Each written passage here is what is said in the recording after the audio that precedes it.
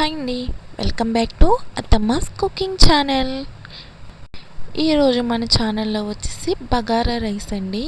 Bagara rice కావాల్సినవి ఉల్లిపాయలు, టమాటాలు, పచ్చిమిర్చి, క్యారెట్, బిర్యానీ సామాను.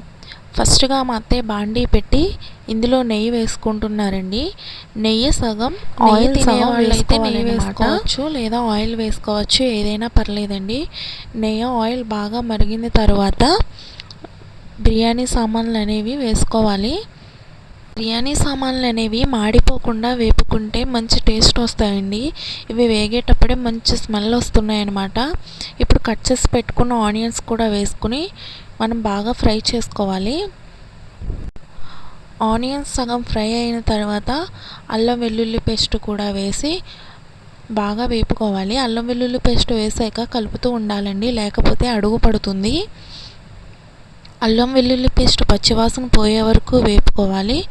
ఇలా వేపుకున్న తర్వాత క్యారెట్ ముక్కలు అనేవి, పచ్చిమిర్చి అనేవి వేసుకుని వాటిని కూడా బాగా ఫ్రై చేయాలి.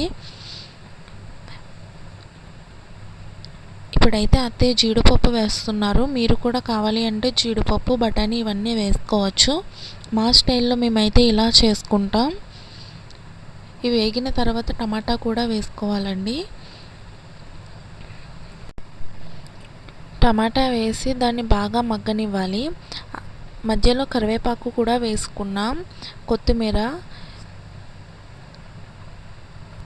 అదేంటక్క కొత్తిమీర అయిపోయిన తర్వాత వేస్తారు కదా, మీరేంటి ఫ్రై చేసేటప్పుడు వేశారు అనుకుంటున్నారా? చెప్పాను కదండి, ఇది మేము చేసుకునేలా చేసుకుంటున్నాం, మీరు కూడా చేసుకోవచ్చు ఇలాగా. కొత్తిమీర అనేది బాగా వేగి మంచి టేస్ట్ వస్తుంది అన్నమాట. మనం కొత్తిమీర కాళ్ళు అనేవి పడేస్తూ ఉంటాం కదండి, కాళ్ళు అనేవి కట్ చేసి ఇలా వేగేటప్పుడు కానీ వేస్తే కర్రీ అయినా బిర్యానీ అయినా ఏదైనా మంచి టేస్ట్ వస్తుంది ఉల్లిపాయలతో వేపేస్తే. ఇప్పుడు మూత పెట్టుకుని కాసేపు అయిన తర్వాత చూస్తే నూనె అనేది పైకి తేలుతూ ఉంటుంది.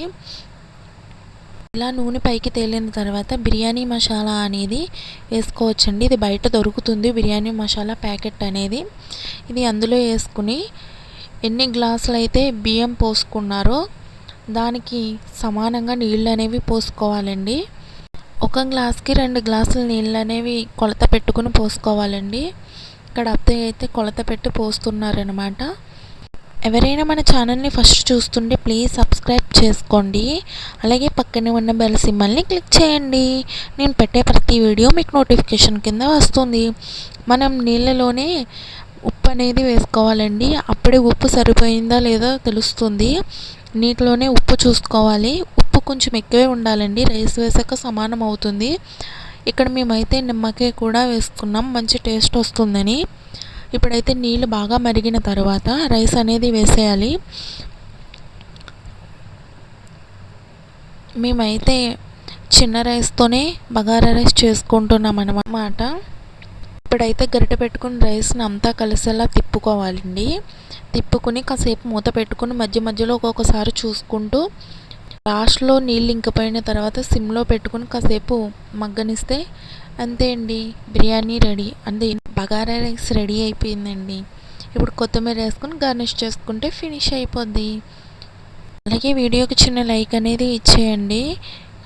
ఎవరైనా సబ్స్క్రైబ్ చేసుకోకపోతే సబ్స్క్రైబ్ కూడా చేసుకోండి. ఇంకా మంచి మంచి వీడియోస్తో మేము ముందుకు వస్తాను. థ్యాంక్స్ ఫర్ వాచింగ్ అండి, ఉంటాను.